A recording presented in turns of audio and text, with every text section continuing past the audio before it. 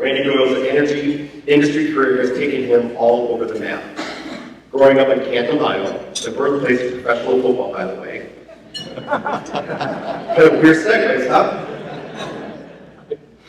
Doyle followed a path south, first to the University of Cincinnati, to pursue an accounting degree, but that was just the beginning. That path took him to Kentucky, to Oklahoma, and Doyle's spirit of adventure eventually led him to work as far away as Lithuania.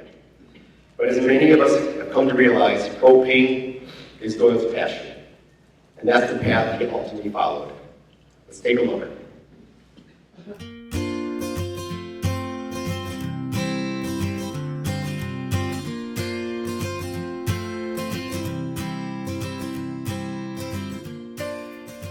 Randy Doyle is a numbers guy, but his gift for seeing beyond facts and figures to predict success and measure impact has strengthened the propane industry and earned him a place in the LP Gas Hall of Fame. An Ohio native, Doyle was seeking a little adventure when, at 21, he took his accounting degree south to Ashland Oil in Kentucky. After 5 years there, Doyle moved to Tulsa, Oklahoma, where he joined MAPCO Thermogas in 1981 as an internal audit manager. He planted roots, married, and raised his family there. It's also where he grew up in the propane business. In his work with Thermogas, then the country's fourth largest propane marketer, he visited propane operations and found that he enjoyed working with the people he met. Propane also offered Doyle a chance to stretch beyond ledgers and balance sheets. 12 years into his work with MAPCO Thermogas, he was frustrated in his search for industry performance data. He wanted to know how the company's performance stacked up against other companies. His observation to Doug Rinke, then president of Thermogas, about his absent resource led them to contact Dan Myers, then CEO of the National Propane Gas Association. A 1995 meeting with Myers and 5 other leaders ended with Doyle offering to take the lead in forming the NPGA Benchmarking Council. Once they recruited 18 marketers to take part, they held the first meeting in October 1996. For 20 years, Doyle facilitated a group within the council and donated 8 years' worth of facilitator fees to establish the Benchmarking Council Scholarship Fund. The council has allowed non-competing marketers to compare notes on everything from employment practices to dispatching costs to effective software. After MAPCO Thermogas was sold in 1998, Doyle spent the next 5 years using his petroleum background with Lithuania's state-owned oil company.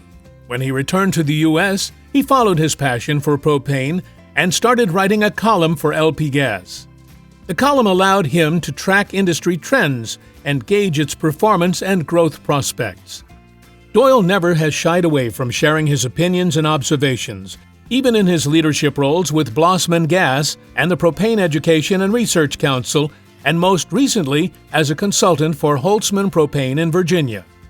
Semi-retired, he still has a lot of energy and interest in propane, and a desire for the industry to reach that next level of performance. Ladies and gentlemen, Mr. Randy Doyle.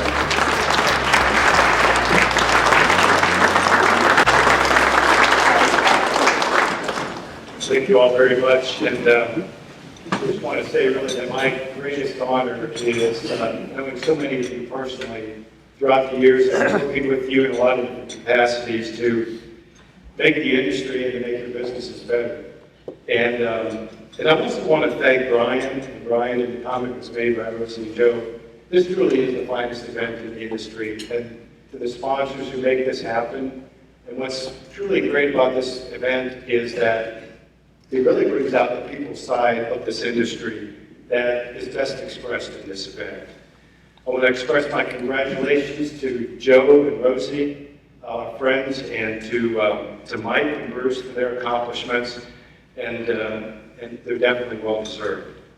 There's a couple people here I would like to recognize. I'd like to recognize my wife Denise, my son Mike and his wife Ashley. Mike and Ashley are from Tulsa, Oklahoma. And he is a member of the industry, as life turns out, that he works for Williams, one of our propane producers. And finally, I'd like to also recognize my good friends Linda and Bob Berry as they've been a couple that have meant a lot to Denise and me over the years. So as you would expect that this sort of an honor would cause any person, as it did me, to reflect on the 40 years of the industry, the people, the events, the committees. And what I want to do today in a few minutes I've got is to talk about three of them. One is the Benchmarking Council, second is my writing for LPDS Magazine, and third is the Heat Pump Alpha Project. The Benchmarking Council was, for me, my entry into volunteer service in this industry, and it started in January 1995 at the Chicago Airport, and present were Glenn Saunders, Charles Revere, Darrell McClendon, Dan Myers. And the purpose of that meeting was that the NPGA leaders said they wanted a benchmarking council. They saw the need for the practice. And from that meeting, I saw a commitment to our industry that I said to myself, I need to model that same sort of attitude of industry service. And I knew that my first job was to take the lead in establishing a benchmarking council. I also have to recognize Doug Rinke. And Doug Rinke, as it said in the video, he was president of Thermogas at the time. And as the story goes, in his reflecting the industry-first attitude with the council, that what would happen was that in the early years, the council was growing very quickly. And that we were especially growing with Michigan propane marketers, where Thermogas happened to be the largest propane marketer in the state. And so one day I said to Doug, Doug, do you realize that what we've done by starting the Benchmarking Council is that we've helped make some of our competitors smarter and tougher competitors? And Doug said to me, yes, I do. He said, but it was the right thing to do for the industry. I must also mention Rob Nicholson, Mike Orr, who you saw in the picture, Dwayne Willingham. It was Rob. Rob was only 31 years old at the time. And that he and I went to industry conferences for about 18 months. We told the benchmarking story, we recruited members. It was Mike Gorm who nudged us out of the talk stage and saying, okay, it's time to get going, and to schedule that first meeting. And Dwayne Willingham. It was Dwayne Willingham who gave us the quack pack model by which the Benchmarking Council conducted its productive meetings. And so as I reflect on my 20 years in the Benchmarking Council, I see that the greatest value from being a part of benchmarking is the industry friendships. And Jeff Schaefer, who's seated at our table tonight, he was a member of the Group F that I facilitated for 12 years. Saw Jim Prue earlier tonight, surprisingly, a great surprise. I know Jeff Stewart is here as well.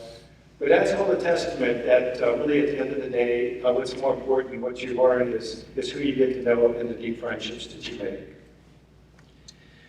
So while I was writing for LPDS Magazine, I concerned myself with big picture questions. I was always curious as to, are we growing gallons or not?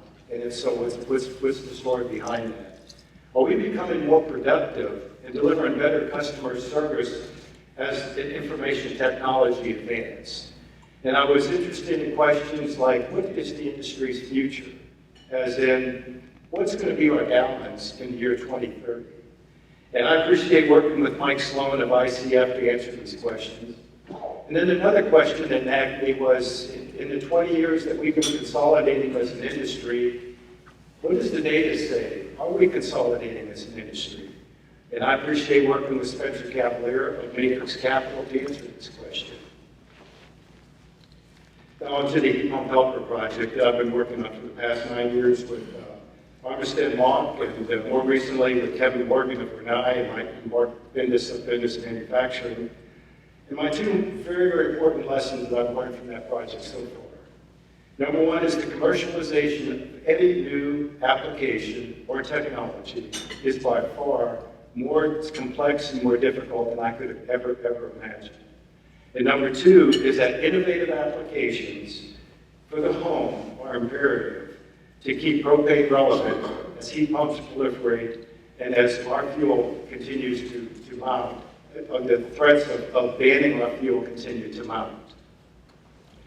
And finally, I want to acknowledge the companies whose names I've worn on my name badge.